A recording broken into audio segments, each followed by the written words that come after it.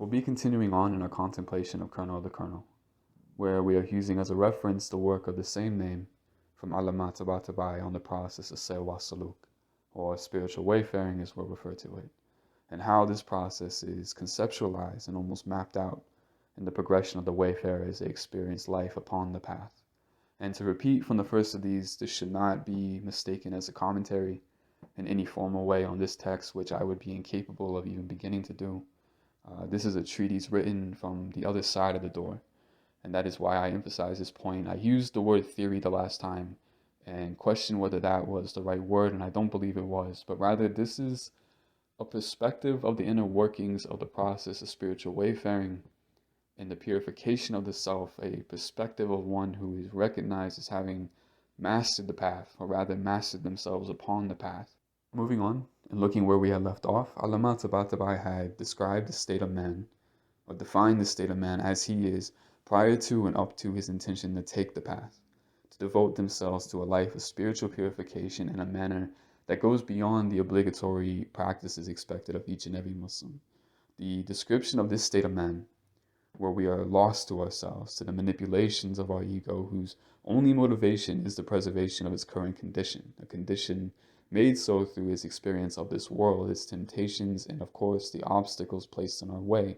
Because as we remember, we discussed that the nature of this world and its life is one of testing, immense testing, that we experience according to our ability to endure it, and of course our purpose, our purpose in this world.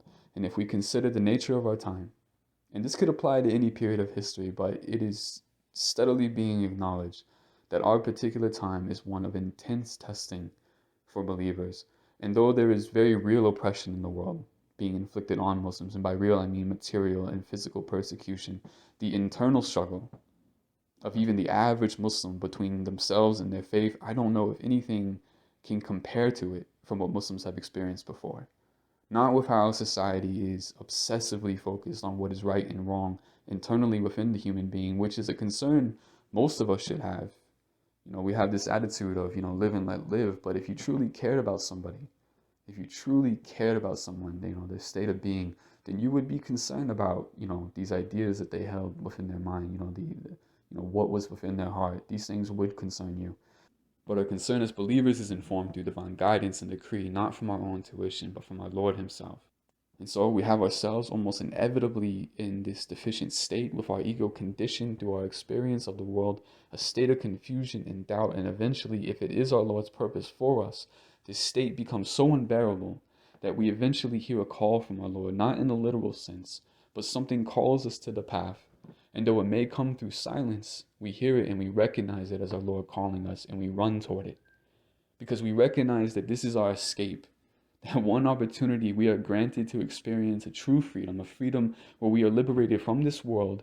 And this shouldn't be understood as in that we should have a revulsion toward this world. We live within the creation of our Lord, an existence designed by him, not only to create suffering, that exists, but the believer acknowledges this. We accepting misery along with contentment, sadness along with happiness, because this is simply the nature of multiplicity.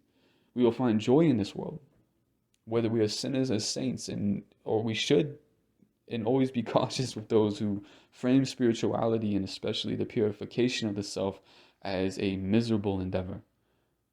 It can be an incredibly miserable experience, but that is a process that is taking place. There is something happening there. It will pass, and upon the path, whatever hardships we find are only there for us to work through, so that we can identify our reactions, our emotions, and the very manner in which we perceive hardship. It is to address the conditioning of the ego and to very literally purify our inner state of this conditioning. That is the purpose of suffering and testing. We should be at ease, content, and happy following this process. I mentioned earlier how we should be careful with how we understand liberation from this world.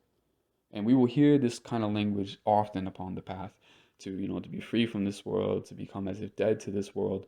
These declarations invoke something powerful for us, but we should be careful with how we understand them for reasons aforementioned, and also because an appreciation for the blessings of this world as our Lord grants them allows us to understand this initial stage of the path, because the ego at this stage has experienced life from the perspective of faith, the very framework of our faith, and from the perspective of those relationships and experiences with the world itself, Ideally, the believer understands every aspect of life through faith, but this would be unfair to expect of our children, especially in these times, and even in the many cases of young adults who may have a great deal of love and appreciation for their religion, but the nature of life is that we become distracted, not only by unimportant matters or mindless pursuits, but very often from those matters that are very important to us, whether they have to do with our family, with our careers, with school.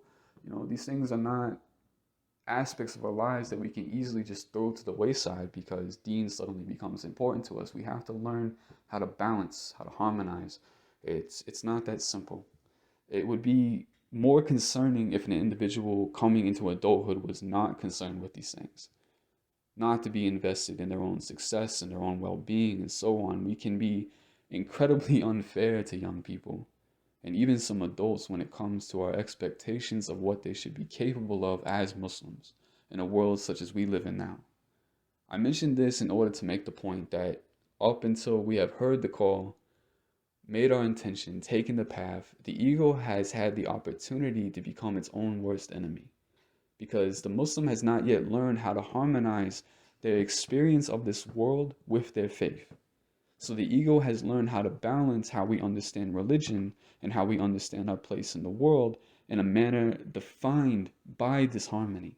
Because this is the only experience that we have had. And in turn, that's the only experience that the ego has had.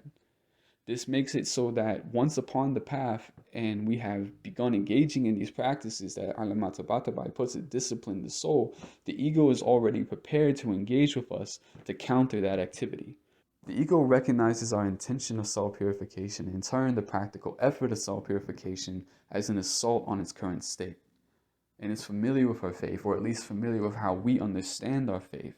And because our ego is simply who we are, or as we have been conditioned to be. And so when the ego reacts to the efforts of self-discipline, it does so with hostility and aggressively. This is a delicate stage on the path.